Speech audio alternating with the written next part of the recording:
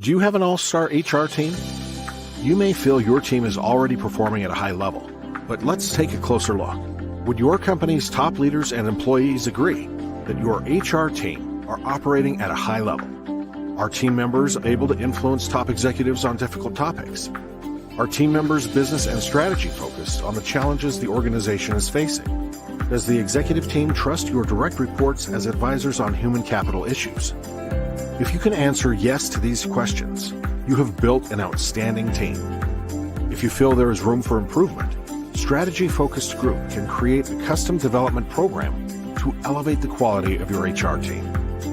We use HCI certification programs as well as non-certified HRBP MBA Masterclass to give your team a laser focus on the business and strategy. Please email us at info@strategyfocusedgroup.com.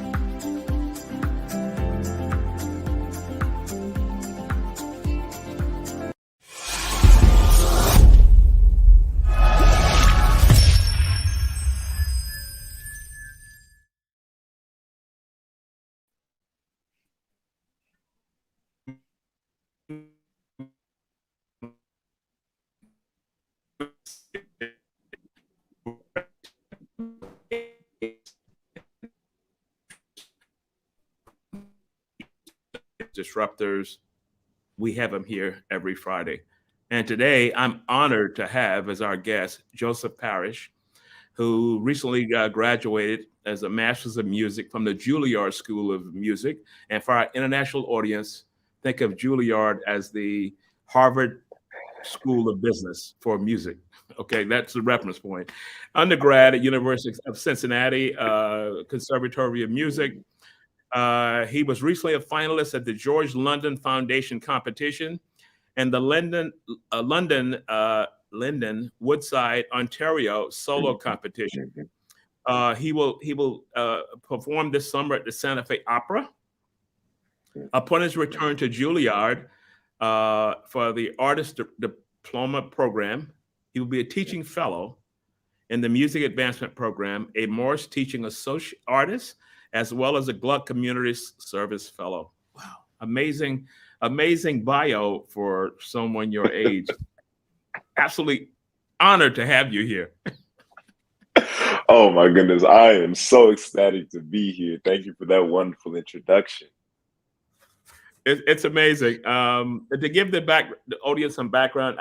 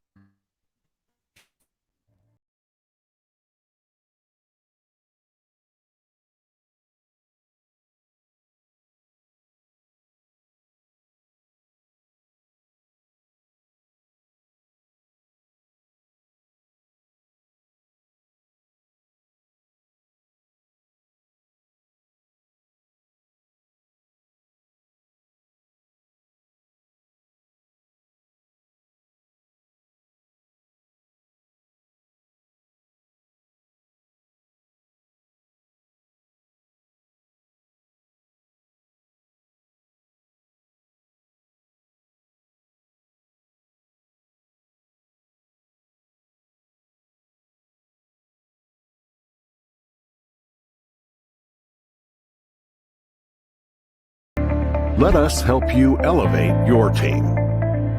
Email us at info@strategyfocusedgroup.com.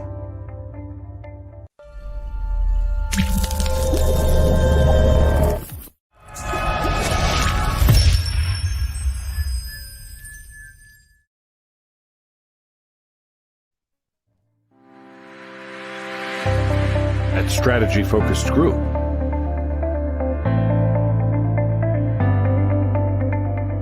we not only upskill,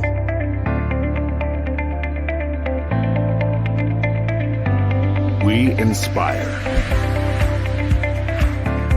enable,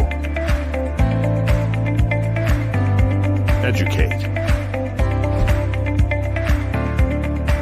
discuss, innovate,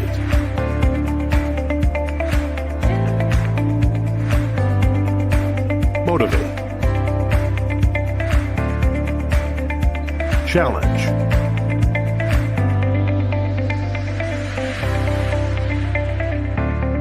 Let us help you elevate your team. Email us at info@strategyfocusedgroup.com. Okay, folks, I want to apologize. As you all know, with technology, we have challenges from time to time, and I'm currently producing out of Dubai. So let's try this again. So tell the audience, how do you choose opera as an education, and then as a career? I've always found that so unique. So walk us through that, your thought process. Sure. Well, to give them a bit of backstory, we know each other because of the church in New Jersey, which affectionately known as the Onion Baptist Church, but Union Baptist Church, all of that. And you and my dad were very good friends. So my father, who is still a pastor, was called to a church in Baltimore, Maryland. That church is named Woodside Baptist Church. And when we moved, we were trying to figure out schools because I was going into 10th grade and I needed, obviously, these were going to be pivotal moments in my education. Colleges, universities, they look at, 10th, 11th grade, really as years where you can make your best impression. So we were choosing between schools, and sort of on a whim, there was this one high school named Baltimore School for the Arts that came up. Ironically, my father's little sister, Willette, she had gone there for voice as well. I didn't know this. You know that I drum. I wasn't trying to read music. I wasn't trying to be bothered with any of that stuff. I wanted to be the next Nate Robinson, play basketball. All right, that was all I wanted to do. And as fate would have it, there were no open spots for drumming, so I had to sing. I sang a song, a classic jazz tune, "Our Love Is Here to Stay" by George Gershwin. And it was a late audition, but I got in. So for the next 3 years, 10th grade, 11th grade, and 12th grade, I was at a performing arts high school where they trade all of their students classically across disciplines, whether that's music, voice and instrumentalists, dance, classical ballet, theater acting. They have a really comprehensive program. And it was because of the move to Baltimore that I was even exposed to this education being a possibility. Yeah.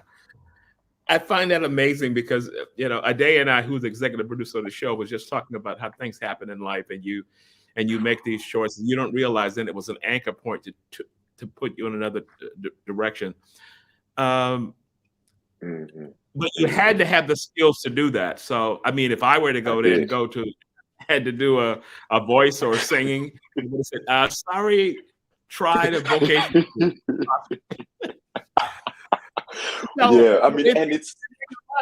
And thinking about that, you had to have the skills, or something was there already. Would you say that? Yeah, I think so. I mean, growing up in a church, and of course I play drums in there, but growing up in any sort of religious, going to service kind of environment, you're going to be around church. There are going to be choirs, or, I mean, if you're at a temple, there'll be a cantor, or there will be some kind of call and response. So that's always been a part of my life. My dad was in the Glee Club when he was in school. My mom did a couple off-Broadway shows when she moved to New York. So there's always been a strong musical presence, whether that's, Parliament, P-Funkadelic, and Earth, Wind, and Fire, or Richard Smallwood. Stop that. You don't have to back there for a minute. I've been doing some research. Okay. Okay. So it's been with me for a while. Of course, you have to cultivate these gifts and you have to really work hard at them. And that's where an academic environment like Baltimore School for the Arts, because again, this was the first time New Jersey, it was wonderful, but I was growing up around a lot of Italian people, a lot of Puerto Rican people, a lot of Irish people. When I got to Baltimore, it was Black. And to see people that looked like me, and to see people who not only looked like me, but were really excelling in a field that I knew I had some facility in and with, but I wasn't really as good as them, made me want to work harder. Okay. Okay. Because, in listening to your voice now, it's been a while since we talked, but it comes across, I could see the flavor of, I don't want to sound as if I know what I'm talking about, but I can see the flavor of the resonance of your voice as it comes through now. Yeah, And I suppose that yeah. came through training. It does. It comes through training. It comes through getting older. I'm 24, so I won't really be finished in the oven until my probably early 30s. And even then, your voice can change a lot after that. However, Okay. yeah, a lot of it vocal exercises. You keep singing, and your voice kind of tells you what it likes, what it needs, what it might not like right now, and what it might like in the future. Mm. Okay. If you're aware and you're looking for that, the voice will tell you that, because I mean, you think of the average person probably would never give any consideration to that. Yeah, yeah, yeah. It does. It'll tell you. I've sung things that have been great hand in glove fits. I've sung some things that have been like, okay, this is about 70% there. I need to do some work on that 30%. And then I've sung some things that, like, after the first page, it's nope, not yet, not yet. So Okay. it will let you know in that way. But also, that's when it comes down when you're in a profession like this. It's very helpful to have a team of people that you trust who have good Ah, ears and sort of will tell the okay. truth and not what you Okay. want to hear. So that's very helpful. That's very Mm, helpful. And that can okay. range Okay. from a voice teacher or your parents, a manager, all of these people who really have your best interest and health in mind. Okay, so it's kind of like a team approach, because how Mhm. many people do you know who could evaluate the voice and all those kinds? So it's a certain skill set for the people you put around you. There is, and that skill set varies. I think. Of course, you want one person in the same way that, oh goodness, I forget his name, but Michael Jordan's trainer, who got him into Yeah. shape after he finished playing baseball for the White Sox. Okay. He knew exactly what to look out for. He knew exactly sort of what things he should be doing each day so that he could be at peak maximum performance. Obviously, I'm not trying to put any similarities between me and and that man. I get. Um, I get that. But but you know what? yeah. Hold on for a second. Maybe I can say the Michael Jordan of opera. Oh my goodness, I can go. I that's a good can go there. catch. I That's a can. good catch. I can go any place I want to go. But I'm thinking, and folks, if you're listening in, we have at our break, we have a short video, and it's going to show Joseph in action. Um, and you get a sense of what he's talking about now. So you talked about the Michael Jordan of the coaching experience and having those key people around you. So that would kind of be the same as an organization, that you have a mentor. If I'm working in, Yes, say, a corporate structure. yes, yes, yes. Very, very similar. I one mentor I think of right now. His name is Robert Cantrell. He was my teacher at Baltimore School for the Arts. He Okay. sang down at Washington National Opera, Baltimore Lyric Opera, similar vocal range. And he's been somebody who I started taking lessons with. Now I have a different teacher who I like seek out help for specifically, but he's somebody who I can call up and be like, hey, I just got offered this thing, or I'm thinking about taking this next career move.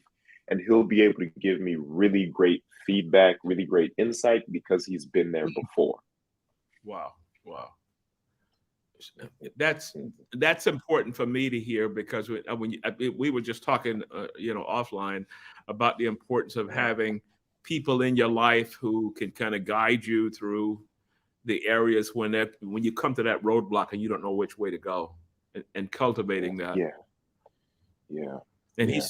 He's he was the kind of person from high school that's still connected to you, Mhm. and yeah, Yeah. that's cool. Yeah. I mean, even when I go home, I sing for him. Even when I go home. Okay, okay. Yeah. Yeah.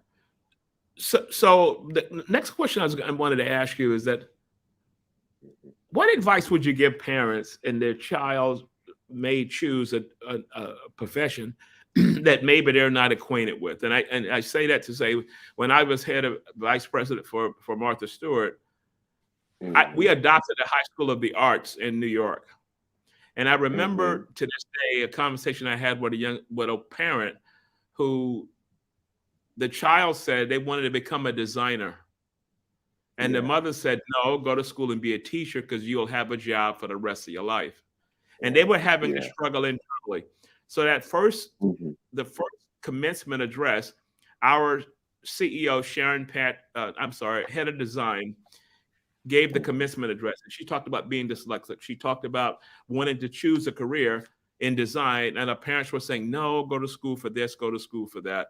What advice would you give Mm-hmm. parents if they're having that conversation with the child and Yeah. their anchor is that I know better, but the passion is totally different? Mm. That's a great question.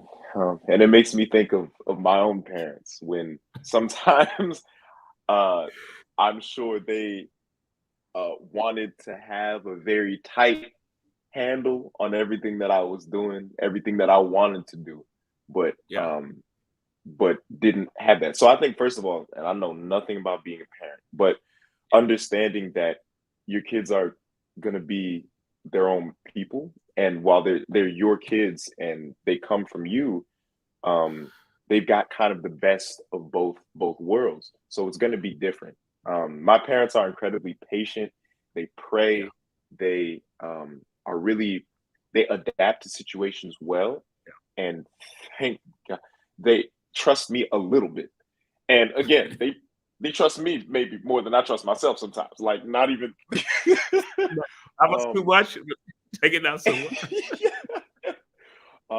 but I think that they recognized this was something I that was more than a hobby to me, and something that they could also engage in and help with and figure out ways to plan with me for.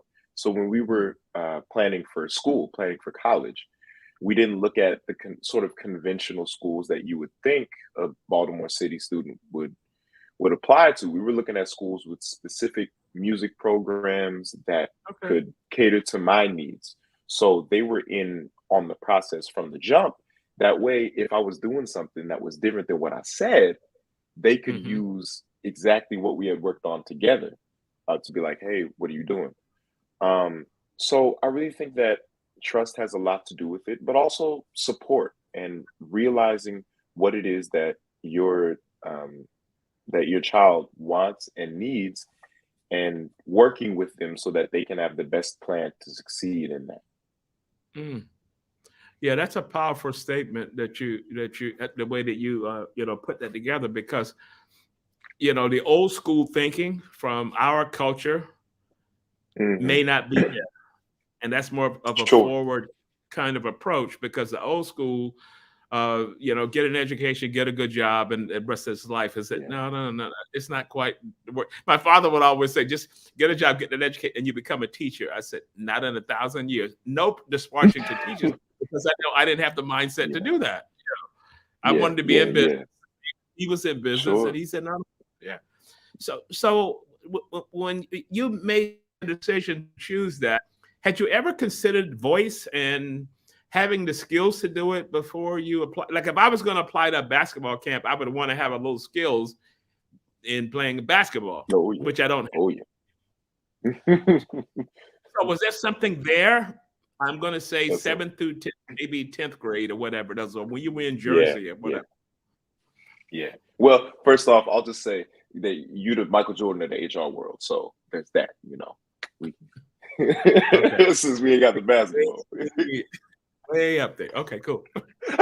We um yeah, I had known that I'd like to sing. In before I moved to Baltimore, I was in choir in school, and had a couple of little solos and things like that. But for the most part, I just used it as a conversation starter. I didn't think of it seriously. It really Yeah. wasn't until going to a school where voice lessons, language classes, music theory classes, those were built into my curriculum. It wasn't Mhm. until then that I really um, that I really committed myself to learning it intensely. And even then, I mean, full transparency, there were classes, multiple classes that I took. I was in high school, so I wasn't doing as well as I should have in those Okay. classes, in musical classes. And again, I go back to my parents having this immense faith and support to see past sort of the times where I was, not applying myself as much as I could have been, and was just being like procrastinating on assignments and things like that. But it really wasn't until 10th grade that I really started to Okay. become dedicated in practice and realize it's something I could do. Yeah. It's all solidified around that time. Yeah, yeah. And then you start figuring out more things, looking at colleges and, school offered us performance opportunities. But 11th grade, 12th grade was really when I was narrowing down and, of course, applying to various colleges. But even before that, there are great summer programs for sort of high school age singers, one of which in Columbia called the Little Patuxent Opera Institute. It had maybe 8 people in there at the time of varied Oh, ages, skills, and abilities. But that was another maybe month-long program that cemented this. This is something that I really wanted to do and something that I think I can do and am doing. yeah, yeah. So what are you working on currently? What is the current project, or who you working with now? Or Yeah. Currently, well, I just got off of the summer in Santa Fe, so that was a lot of fun. We did like 4 okay, operas in a span of 3 months. okay, Right now, I'm working on sort of general repertoire, preparing for auditions, but I do have a performance coming up on October 29th. That's the sort of the first one of the season. It's by a man who some may know, Johann Sebastian Bach. oh wow, He wrote this oratorio, which is to non-seasoned opera listeners, it sounds like opera, but it doesn't have any costumes. It doesn't have any like acting and stagecraft. So the difference between an opera and an oratorio, opera is on a stage, you have lights, you have acting, you've got costumes, makeup. Oratorio is all about the music. okay, just And Bach wrote a lot of, so it'll be with orchestra, soloists. I'm the bass soloist as well as a chorus. And that will be in on October 29th here in the city at a church called Holy Trinity Lutheran Church. So I'm getting ready to prepare that. Bach is great. He writes wonderful music, but it will be in German. So I will have to learn the German, translate the German, learn the notes, sing the notes, so on and so okay. forth. So that's a different level. So not only do you have to learn the opera, but I have to sing it in German. Wow, Exactly. Which is fun though. that's I like it. yeah. So that's amazing because of the fact. How many languages are you fluent in as it relates to opera? Sure. So I have sung and try to program in, of course, English, Italian, French, German, Russian. Now that was a new addition a couple years ago.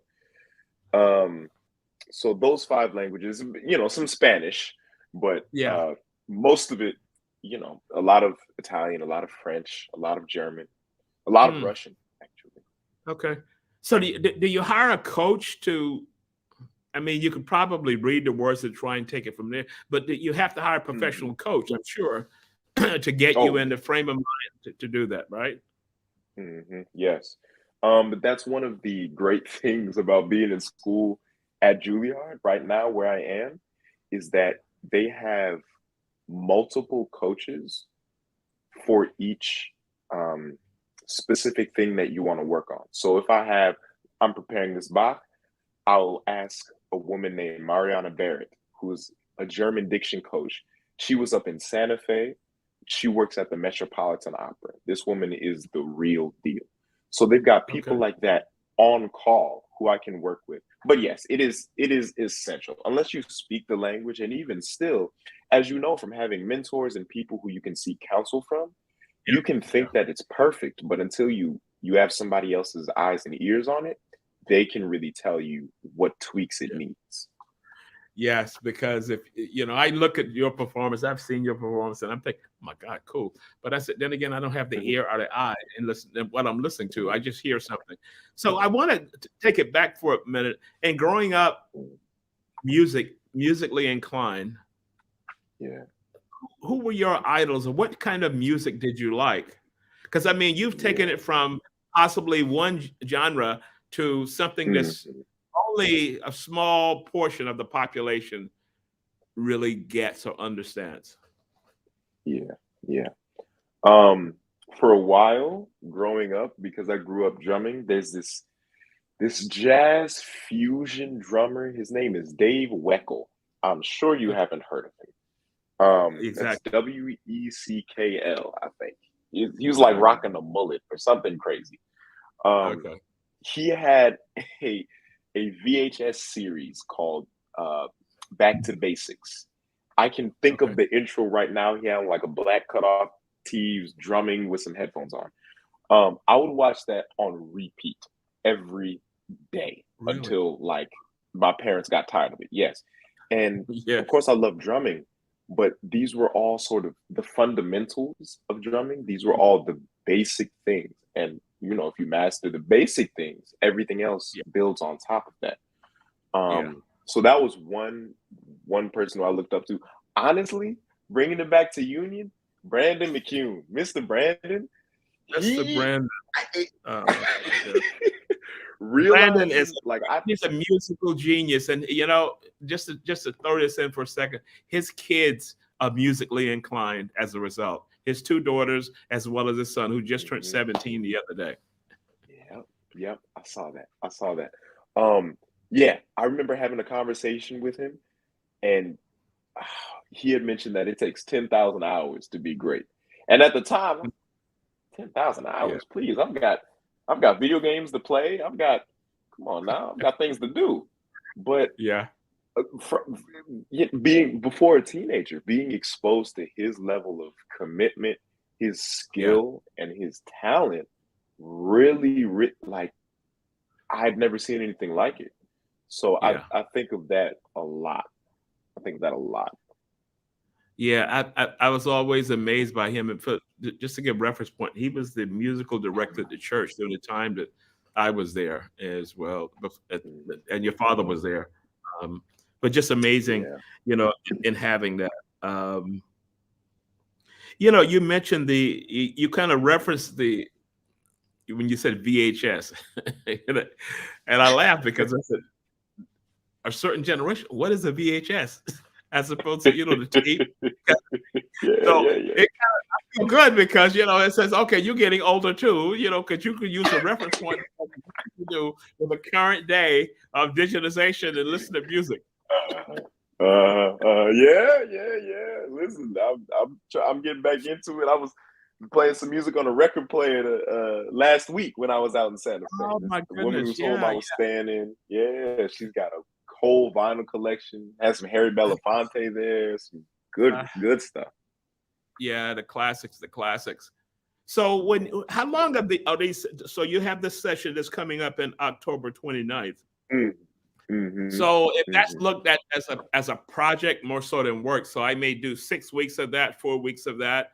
Is the life of an opera singer is more about projects? You leave one project, you go to another. Are you in residence, or how does that work? It varies. Right now, I mean, that's work. I've signed a contract and getting paid for that.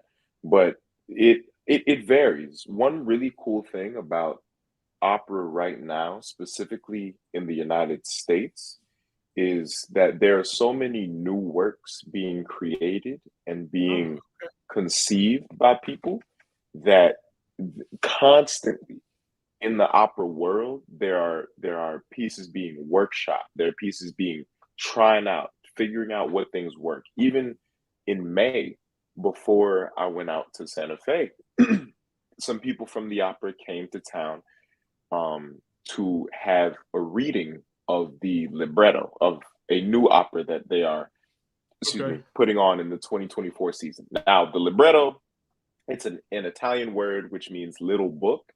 That in it like that's the actual play drama part of the opera.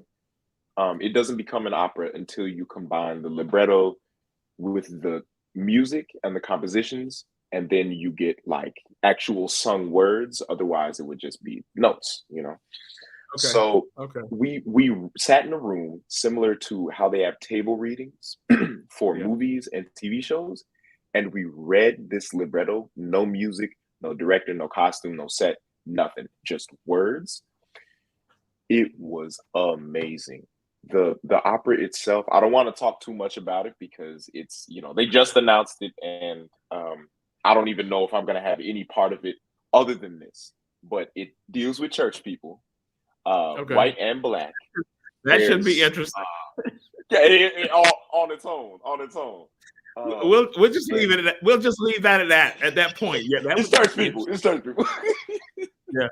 Yeah, And church folk yeah. will understand that. Yeah. But yeah, there are various stages within opera. So it varies. I mean, you could be in residence at one opera house in California, we'll say Opera San Jose, travel for a couple weeks and sing like a Handel's Messiah around Christmas, go Okay. back to San Jose, do a recital, do an opera, go somewhere else, teach a master class. So it can be very sporadic and you can jump around quite a bit. Okay. Okay. So, you know, based on what you're saying is that it's not just about music. You have to understand the historical context of the opera, the era, and all those kinds of things. So, sure, we can do the technical side of it, but it is that education more also a balanced approach to the historical aspects of opera. Yes. I think first and foremost, at least in my education, has always been, you know, learning how to sing, learning how to do it Okay. well. But yeah, you want to know not only who these composers were and sort of when they lived, but what was going on at that time in the world. You think of a composer like uh we'll say I think it was Bach, who was living during the 30 Years War. Okay. And a lot of his music was just very, it was a way for him to get away from that death and that sort of carnage. As well as a lot of Italian composers in the mid 1800s, late 1800s. Italy was a country that was occupied by many other areas. So it wasn't Yeah. until operas started rising that created that literacy throughout Italian people, so that they could get together, what's called the Mhm. Risorgimento, and get back, get their country. So Wow. it's all sort of a reflection of what's going on culturally in the place. And then American operas. I mean, the past year at the Metropolitan Opera, Fire Shut Up in My Bones, which was about Charles Blow. I think he was the first Black New York Times writer, Yeah, Charles. Yeah, and just yeah. Mhm. chronicling his life. They had Kappas stepping on. Well, I don't know if they were Kappas. I'm not Greek, so I ain't gonna say anything about that. But the representation of that and what that means for people that look like you and me or anybody else Yeah. in this field. It's really a reflection of, I think, what's going on culturally. Okay. Okay. So let's take a break, and I think we got video that's coming up of you in one Okay. of your arrangements. Yes, it's spiritual arrangement by Harry T. Burley. Quick a cappella. I think you'll enjoy. Okay. I hope Cool. you'll Cool. enjoy. Well, yeah, we will enjoy it. Trust me on that one. Ade, we'll pull it up in just a At minute. strategy focused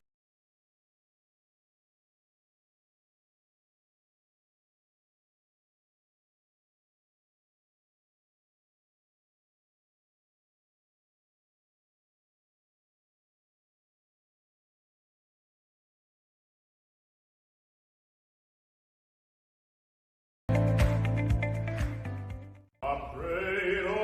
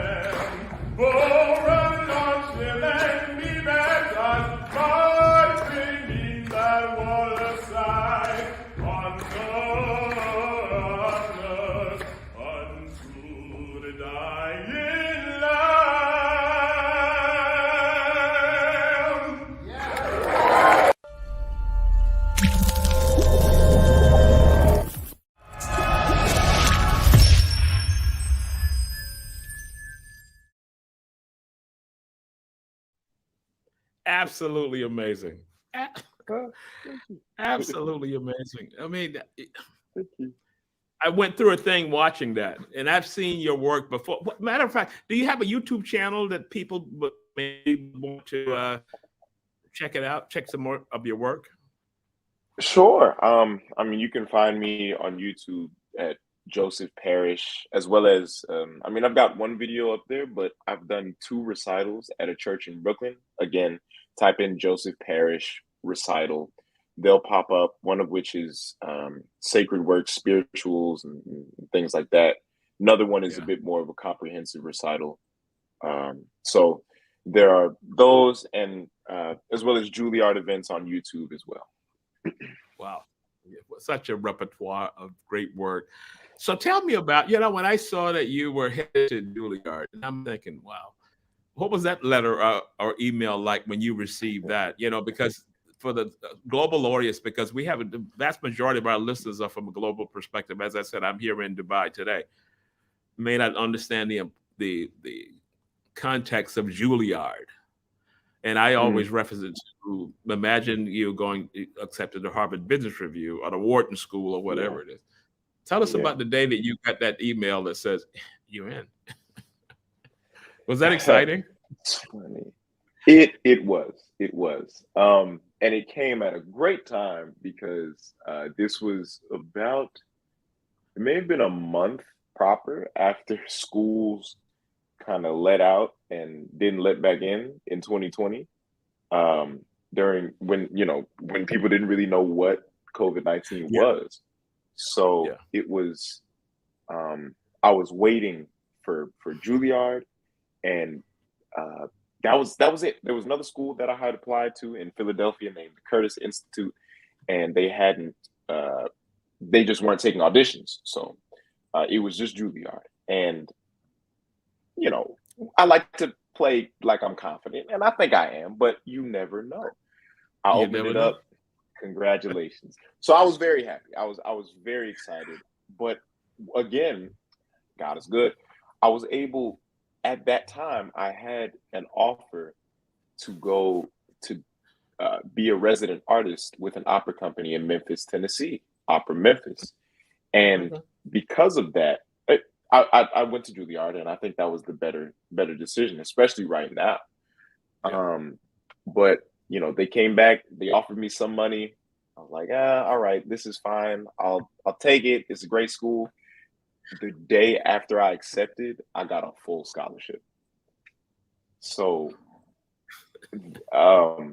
it was, that's one where you just gotta have faith. You gotta have faith. I, as you were walking through, I'm thinking of applying for an MBA school or whatever it is, and maybe there's an interview or whatever. There's a body of work that you've completed and all these kinds of things. How do you interview for a master's in music at Juilliard? I mean, is there a musical piece I've got to sing for you, or body of work, or how does that work from that side? Because I know at Martha Stewart, people had to present their book, their creative book of their designs and all those kinds of things. So what is it from a Juilliard, the process of, it's expansive. You start off with a college application because Juilliard is a college. Within that, transcripts, the typical collegiate things. And then for your division, the music division, in my case, you have to submit, a couple of videos or recordings of your recent work. They might have language requirements. For the live audition rounds, they have specific time periods and specific programming requirements. I think when I auditioned, it was 5 pieces. One of those pieces had to be in Italian. One of them had to be in either French or German. And then the other one had to be an aria from an opera. Then the other 2 could be whatever you decide to put. One of them had to be in English. And now recently, actually, which is nice, one of them for the application or for the audition, one of them has to be by an American composer.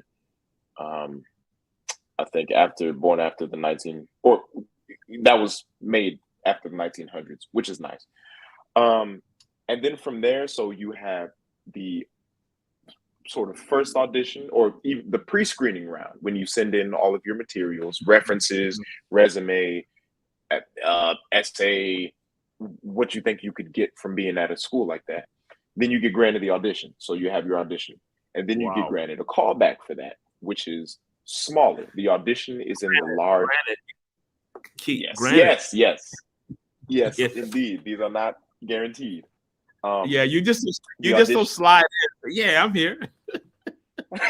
No, I'm trying to run it down. But yes, I'm very fortunate.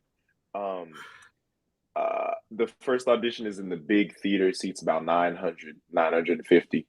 And then the second audition, the callback, is in a smaller studio where you're sitting or you're singing. You have a pianist, you've got a coach, usually somebody dramatic to help out the dramatic part of it, and then the head of the program. So it's 4 people as opposed to 12 in the first one. And they might ask you a couple questions after you work and where you see yourself going while a student at Juilliard or after, what things you can get from the school, what can you pour into the school.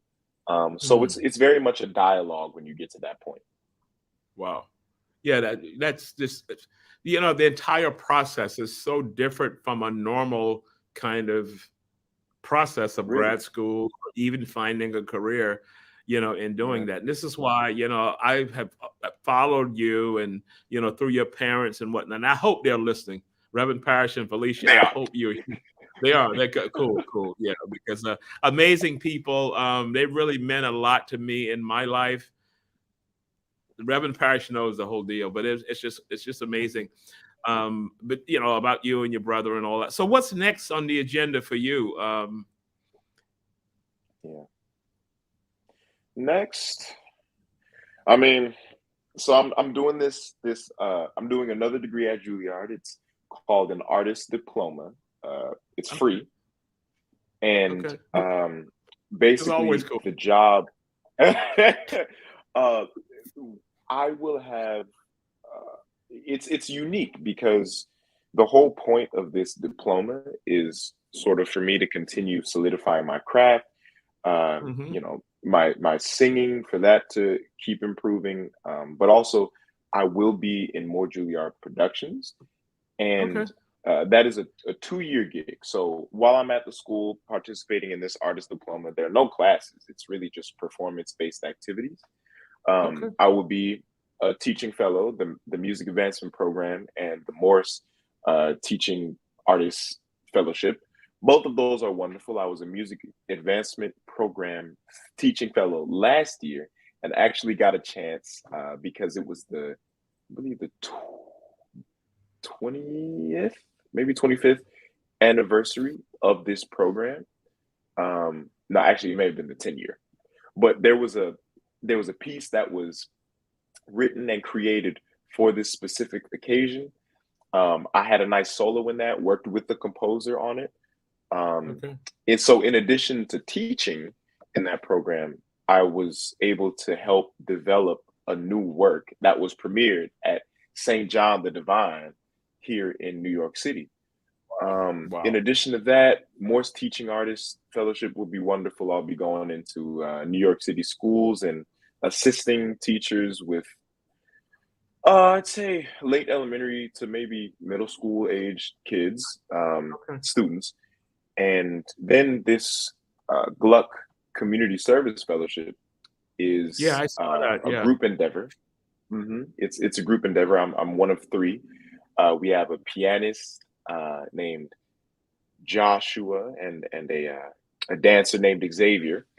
And the three of us are going to go into mainly retirement communities, nursing Oh, homes, children hospitals, and perform and have interactive performances. So, in addition to my Juilliard responsibilities as a performer, I'll be able to teach and sort of work on other areas of what I can do, and then other New York City kind of gigs and things like that. yeah. Yeah. I like the concept, and I'm so happy to hear giving back, because we all, specifically people that look like us, we have to give back. We have to give back Hmm. for the next generation, inspire the next generation. I can only imagine the inspiration you'll have, with those schools, if someone may Yeah. be looking at you on the stage and say, you know what, possibly I could do that, because it means a lot when you can see someone doing something. It does. It does. That's Yeah. why, again, Baltimore School for the Arts was so great. I just saw so many faculty members, all of them perform, and it Okay. was Okay. just really, really transformative. Okay. So as we begin to close up, what is your ultimate goal? If I talk to you 10 years from now, what would you say I probably will be doing? And here's what I'm angling towards.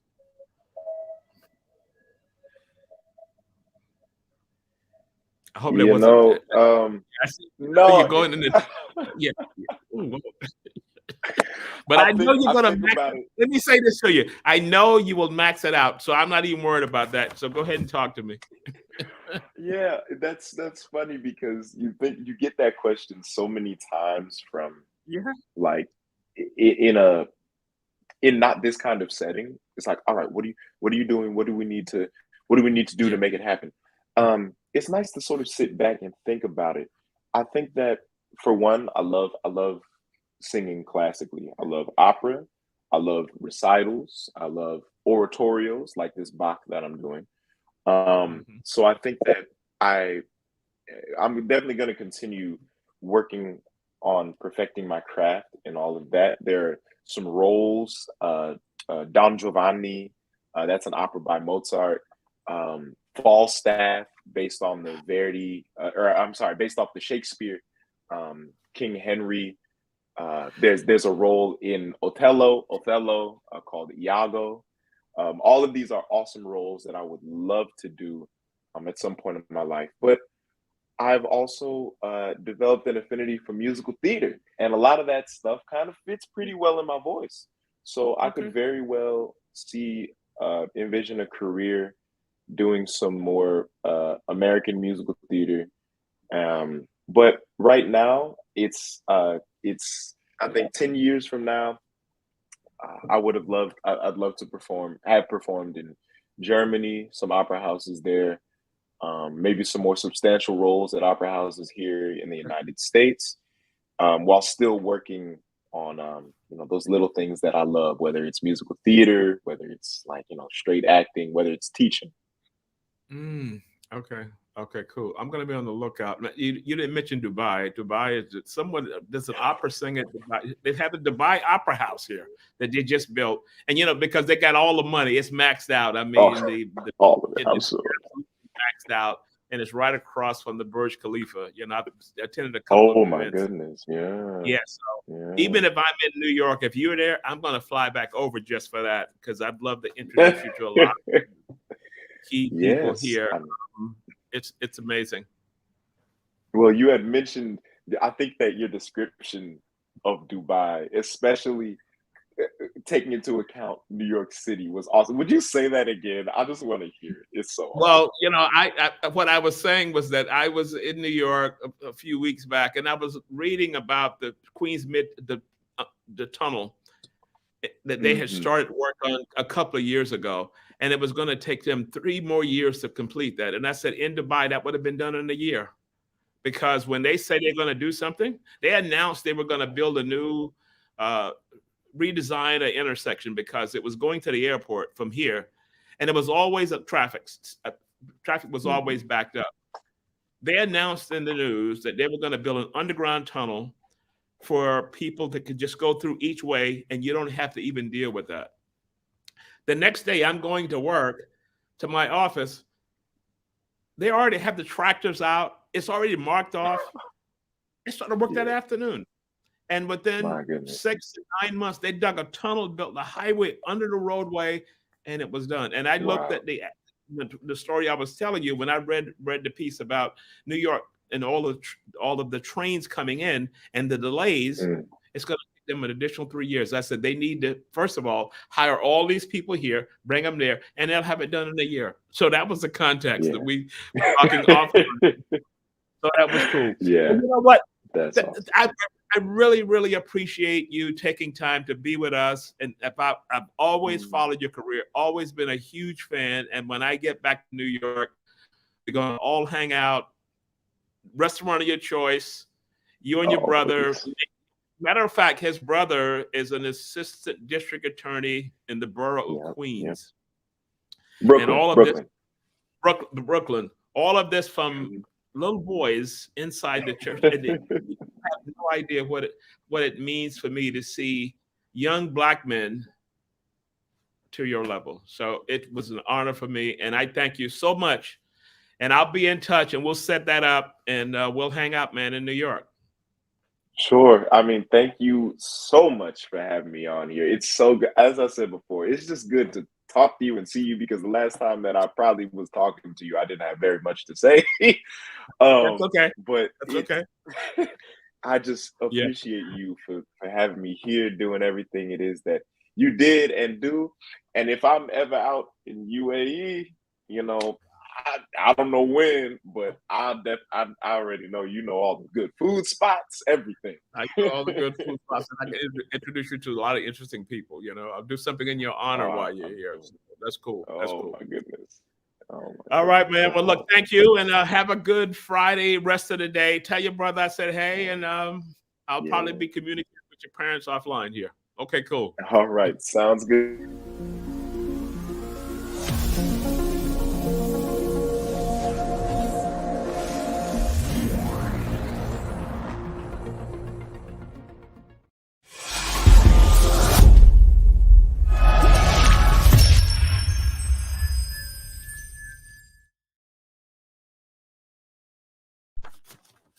My man.